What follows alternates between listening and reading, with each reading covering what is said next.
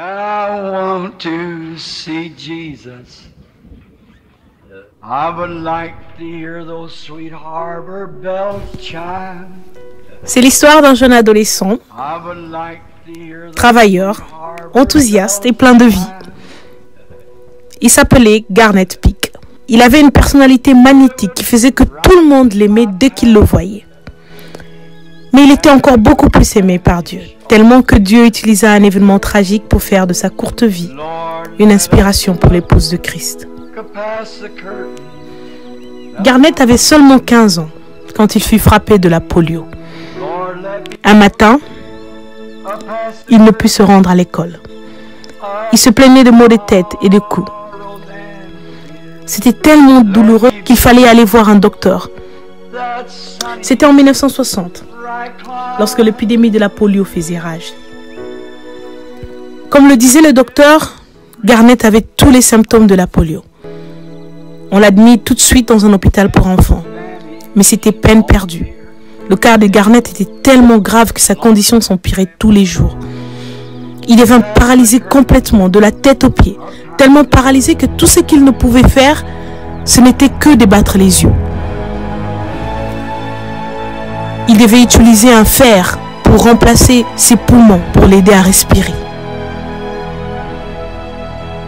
Sa famille ne croyait pas au message. Mais sa mère avait vu la guérison de sa tante dans une campagne de Frère Branham. Donc ils étaient convaincus que si seulement ils pouvaient contacter Frère Branham, Garnet irait mieux. Alors sa mère se rendit chez Frère Branham. Elle lui demanda de prier pour Garnet. Frère Branham est venu le visiter et il pria pour lui. Ainsi sa condition s'améliora. Quelques mois plus tard, il sortit de l'hôpital. Il garda contact avec Frère Branham. De sorte qu'à chaque fois qu'il rechutait, Frère Branham priait pour lui. Et ensuite, il se portait bien. Mais le Seigneur ne l'avait jamais complètement guéri. Il devait rester sur un lit en bascule où on lui donnait une assistance respiratoire. Il passait son temps à lire la Bible et il écoutait les bandes de Frère Branham. Ses parents étaient divorcés. Garnet vivait avec sa mère. Son père n'était jamais présent pour lui. Il ne le visitait jamais. Mais il envoyait l'argent à Garnet et Garnet insistait toujours pour payer sa dîme à Frère Branham. Son grand-père essayait toujours de l'en empêcher. Mais Garnet insistait. Garnet disait « Je veux que cette dîme aille chez Frère Branham parce que je crois qu'il a raison. » Et quand son grand-père lui disait que Frère Branham ne se donnait même pas la peine de lui écrire une note de remerciement, Garnet répondait « Eh bien, si il l'a signé, ça me suffit. » Alors Garnet épargnait tout ce qui lui restait après avoir payé sa dîme pour acheter les bandes. Pourtant, à cette époque, elles étaient très chères. Il n'en avait pas beaucoup, mais il avait ce dont il pouvait se procurer.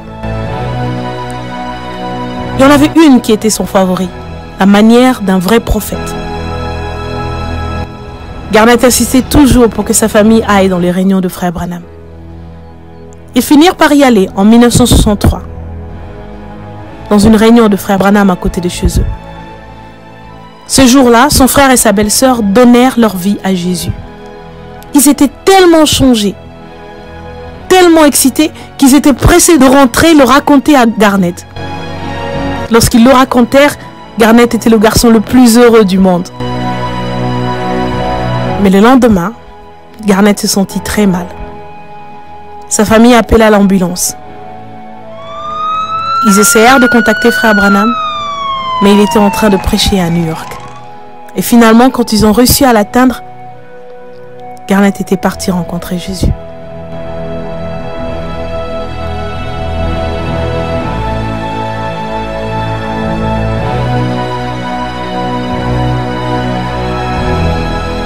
Frère Branham a officié les funérailles de Garnet. Le sermon que Frère Branham a prêché ce jour-là, c'est un sermon connu de tous. Je suis la résurrection et la vie, prêché le 18 novembre 1963. In the iron lung between breaths, praising the Lord God.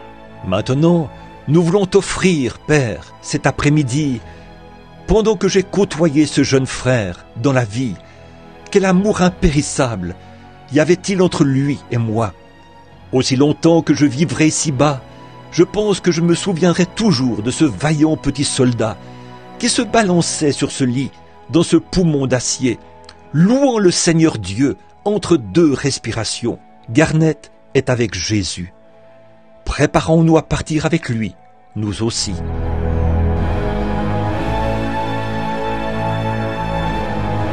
La vie de Garnett est un sermon.